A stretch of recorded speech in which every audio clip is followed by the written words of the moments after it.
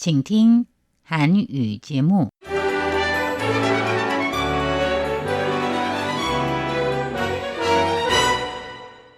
안녕하십니까? 중화민국 국제방송 타이완의 소리 RTI 한국어 방송입니다.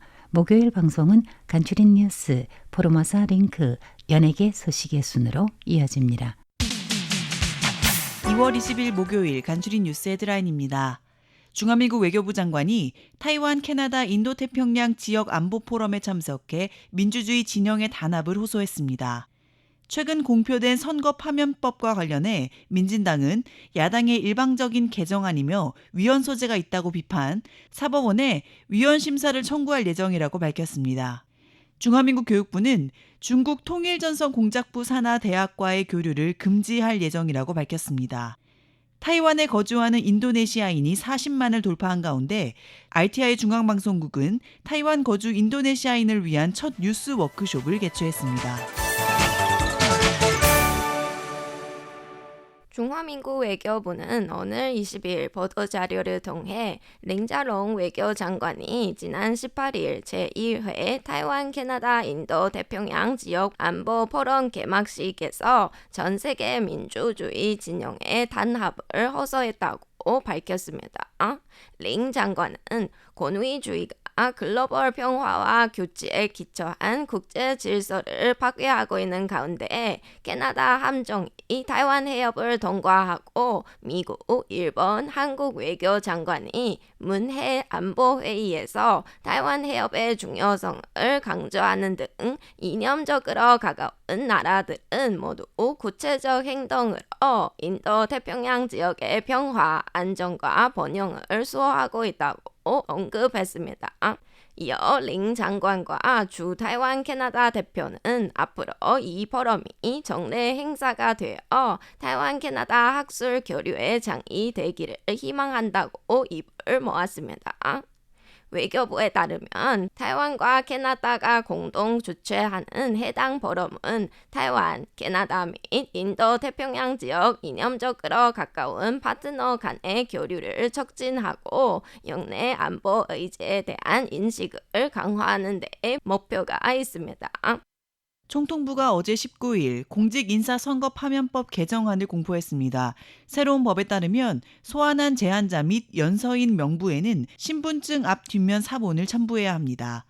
커젠민 민진당 원내대표는 오늘 20일 기자회견을 열고 관리에 따라 헌법소원 및 가처분 신청 등 모든 법적 대응을 준비했으며 사법원에 선거 파면법 개정안에 대한 위헌 심사 청구서를 제출할 것이라고 밝혔습니다.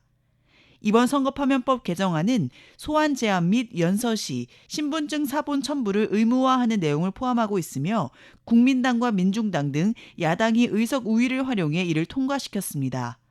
개정안에 따르면 타인의 개인정보를 도용해 연서할 경우 5년 이하의 징역, 구류 또는 100만 유타이완 달러, 한화로 약 4,400만 원 이하의 벌금형에 처해집니다. 행정원은 이에 대해 즉각 재심을 요청했으나 입법원에서 부결된 바 있습니다. 어제 19일 공식적으로 법안을 발표한 라이칭도 총통에 대해 민진당은 강하게 반발했습니다. 커 민진당 원내대표는 기자회견에서 국민당과 민중당이 연합해 추진한 선거소환법 개정안은 심각한 위헌이며 신분증 사본을 첨부해야 하는 규정은 헌법 제11조와 제22조가 보장하는 기본권을 침해할 소지가 크다고 비판했습니다.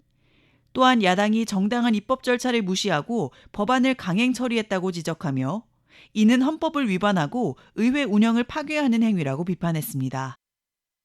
정인야오 중화민국 교육부 장관은 오늘 20일 타이완 학생이 중국 통일 전선 전술에 이용되는 것을 차단하기 위해 중국 공산당 통일 전선 공자부 이하 통전부 산하 대학과의 교류를 전면 금지할 예정이라고 밝혔습니다.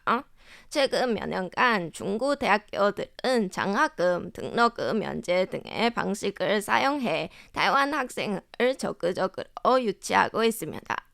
중화민국 정부에 따르면 최소 2,100명의 타이완 학생이 중공 통전부 산하대학교인 푸젠성의 화교대학교, 광동성의 진안대학교, 베이징의 화문학원에 재학 중에 있습니다.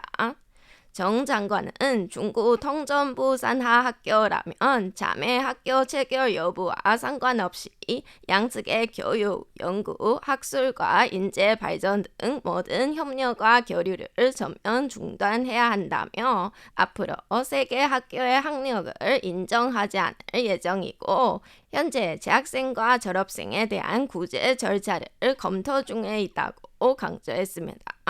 그러면서 관련 규정을 위반할 경우 학교에 대한 정부의 지원을 중지할 것이라고 덧붙였습니다.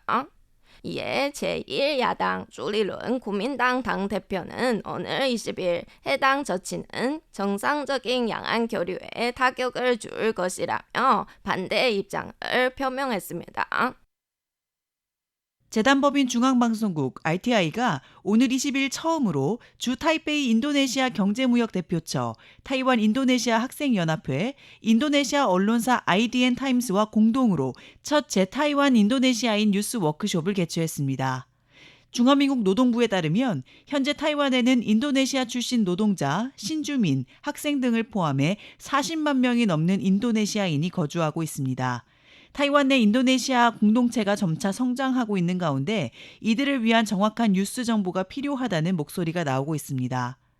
워크숍에 참석한 장루이창 중앙방송국 사장은 40만 인도네시아 친구들이 타이완에서 생활하고 있으며 이는 타이완 사회의 다양성과 포용성을 보여주는 중요한 요소라고 강조하면서 국가 공영방송으로서 중앙방송국은 인도네시아인들과 타이완 사회를 연결하는 소통의 다리가 되어야 할 책임이 있다고 언급했습니다.